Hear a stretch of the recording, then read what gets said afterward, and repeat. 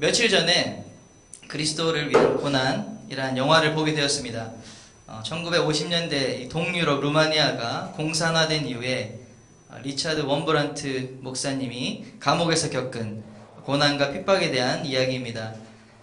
책으로 먼저 나온 이 원작의 제목은 Tortured for Christ. 이 해석을 하면 그리스도를 위한 고문 당함입니다. 훨씬 더 이 제목이 리얼한 것 같습니다. 소련의 군대가 루마니아를 점령한 이후에 공산주의로 체제를 바꾸기 위해서 인구 대다수가 90% 이상이 기독교인이었던 루마니아에서 이 종교 지도자들이 앞세워서 공산주의가 하나님 뜻과 부합한다. 그런 교육을 이제 하기 시작했습니다. 목사 또 주교 사제들을 랍비까지 주요 종교 지도자들 4천여 명을 모아서 종교연합회의를 했습니다. 그곳에서 종교인들을 앞다투어 공산당에게 우리가 함께 하겠다. 이 종교 지도자를 통해서 대중을 속이려고 하는 그런 교묘한 계산이 있었던 것입니다. 그런데 대표자로 참여했던 목사님이 바로 원브란트 목사님이셨습니다. 목숨 걸고 그 당시의 분위기와는 반대되는 메시지를 나가서 한 것입니다. 그분은 이렇게 말했습니다. 우리는 우리 형제들을 순교자로 만든 공산주의를 찬양할 수 없습니다. 우리의 임무는 세상 권력자들을 지지하는 것이 아니라 창조주 하나님과 구세주 예수 그리스도를 영화롭게 하는 것입니다. 그는 이 연설을 통해서 기립박수를 받았습니다. 그러나 얼마 뒤 주일 오후 이 비밀 요원에 의해서 그는 납치되고 감옥에 이제 투옥되어서 14년 동안이나 감옥에 있게 됩니다. 그는 14년 동안 감옥에서 신체적, 정신적, 또 영적인 고문을 받았습니다. 원래 180cm의 큰 키에 90kg 정도 나가셨던 목사님이 14년 후에는 40kg밖에 나가지 않는 그런 상태가 되었습니다. 교인의 이름을 말하고 그 주소를 말하면 이제 풀어주겠다 이렇게 유혹했지만 설득했지만 그는 고난받기를 선택했습니다. 심지어 자신의 가족들까지 아내도 누명을 씌워서 이 노동교화소 노예 노동을 하는 그런 곳에 보내지게 됐고 어린 아들은 고아원에 가게 되는 그런 가족 역시 고난에 동참하게 되는 일이 있었습니다. 이 목사님은 감옥에서 풀려난 이후에 그곳에서 만난 위대한 그리스도인들의 삶을 증거하셨습니다. 감옥에 있던 그리스도인들은 함께 갇힌 동료 수감자를 위로하고 소리를 내지 못했지만 눈을 마주치며 여러분들 제가 이렇게 눈을 마주치고 소리 없이 함께 같은 찬양을 한 것이죠. 어려운 처지 속에서 예배를 이어나갔던 것입니다.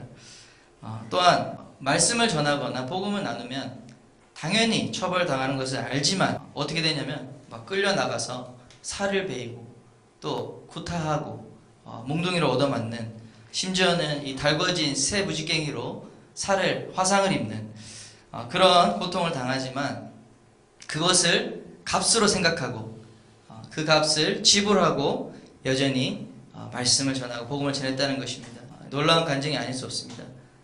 그분이 얘기하기를 한 번은 극심한 폐렴에 걸려서 거기는 곧 죽을 사람들만 모이는 병동이라고 합니다. 어떤 믿음의 형제가 원브란트 목사를 위해서 그 치료약이 있음에도 불구하고 자기에게 양보를 해서 그는 죽고 자기는 살았다 하는 그런 그리스도인들이 있었다고 증거하고 있습니다. 이 공산주의의 잔인함은 혼자 있는 시간조차도 개인 기도를 허락하지 않는다는 것입니다. 밤에 다 일과가 끝나고 이제 혼자만의 시간이 있을 때 그분은 무릎 꿇고 기도를 했습니다. 그런데 지나가다 간수가 그것을 보면 다시 끌고 나가서 그분을 두들겨 패고 그래서 그것을 알고 있음에도 불구하고 그 당하는 고통을 주님께 기도하기 위한 기도의 대가, 지불하는 값으로 그분을 여겼다는 것입니다. 사랑하는 여러분, 그리스도를 예배하며 그분의 말씀을 순종하기 위해서 우리는 어떤 대가를 지불하고 있습니까? 우리는 이 질문 앞에 오늘 섰으면 좋겠습니다. 요한복음 4장 23절과 24절에 이렇게 말씀하고 있습니다. 아버지께서는 자기에게 이렇게 예배하는 자들을 찾으시느니라. 하나님은 영이시니 예배하는 자가 영과 진리로 예배할지니라. 아멘. 우리가 거룩한 예배를 사수하기 위해 어떠한 대가를 지불하고 있습니까? 그리스도를 위해 기꺼이 고난을 선택했던 위대한 믿음의 사람들의 이야기를 영화를 보는 내내 제 마음은 숙연해질 수밖에 없었습니다.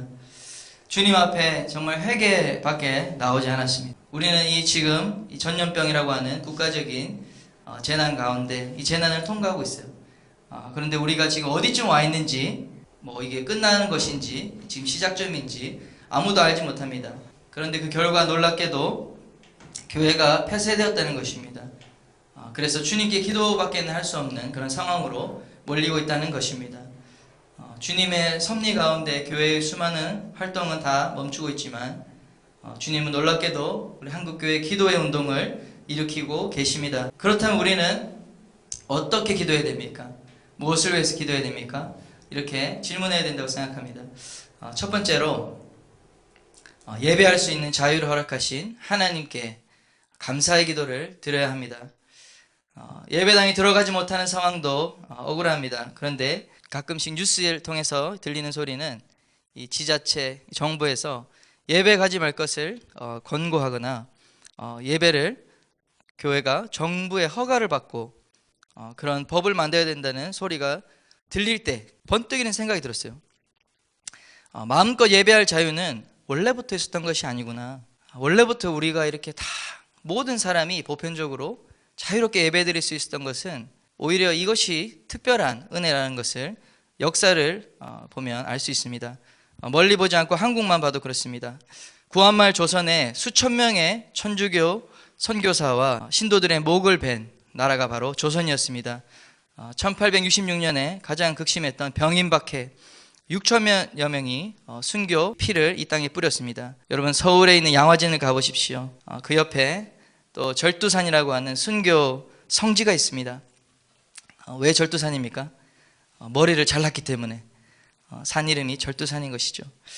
그뿐 아닙니다. 일본이 우리 조선을 식민지화했을 때 천황을 숭배하라는 이 신사참배를 요구했습니다.